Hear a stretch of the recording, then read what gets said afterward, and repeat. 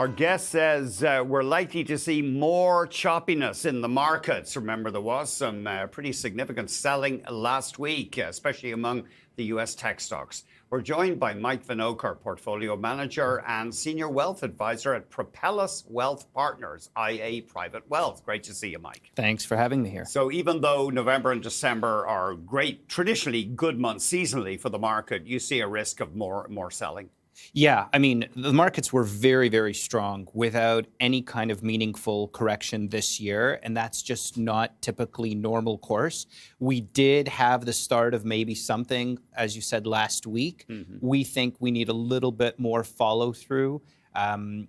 The market in the U.S. has been very narrow with the tech stocks, very few of them, you can count them on two hands, leading the charge.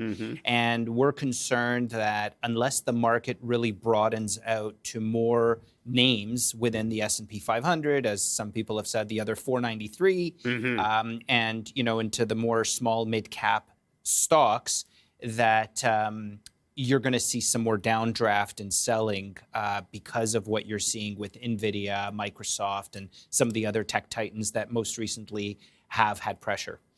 And you reckon there is a rotation away from the Mag 7 with the exception of Alphabet? For the time being, yes. We think that Alphabet, we were a little surprised to see how extended Alphabet is. There's certainly some euphoria. First, you had the Oracle of Omaha giving it the check mark, if you will. And then the other day, Mark Benioff, was wowed by Gemini. And now you're hearing about chips. I mean, Alphabet's a wonderful company, but we're value managers and we're looking at these valuations and we're a little bit puzzled. We think it's a little bit too much too fast. I wonder, at this rate, maybe it already has, but Google looks set to break the $4 trillion US mark. I think if I saw this morning pre-market, it hit that. I don't know if it traded there during market hours, but sure. I think pre-market it may have come very close. Yes. Yeah, it's really amazing. And even a few months ago, people thought, oh, well, AI is going to hollow them out. They're certainly close to 4 trillion right now. But people, yeah, it looks like they're now seen as an AI winner with the latest version of Gemini. That's right. And, I think the mistake was people thought that the golden egg of Alphabet, which was search, was under attack. And at the margin, we agree. But, this past March, we entered the position because we thought, wow, everybody hates it as a value manager. That's when you want to buy, when there's blood in the street. It was trading at, 15, 16 times forward earnings. We thought, wow, what a bargain. Now at these levels, I would be concerned that, there's a little bit too much good news baked into this thing. Okay. Did you guys buy into Google, though? So we did. We purchased Google in March. And I see. Unfortunately for now, we sold out a few weeks ago. Wow. So we missed the last, I guess, 5-7%. We'll see. But we thought it was fairly valued in the close to sub 300 range. And now I'm seeing it above 300. So, of course, I wish I had kept it. But, we had a 60% rise in 6 or 7 months. So that's pretty good. And it's it's an axiom of investing, isn't it? Every time you buy a stock, it goes down in the near term. And every time you sell a stock, it goes up. For sure. Yeah. But, Bernard Baruch used to say, forget about the first 20 and the last 20. Give me the 60 in the middle, right? So we try and stick to that mantra as much as we can.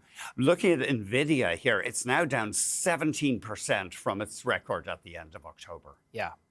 Well, that's what happens when everybody gets onto the same side of a trade and gets onto the same bandwagon.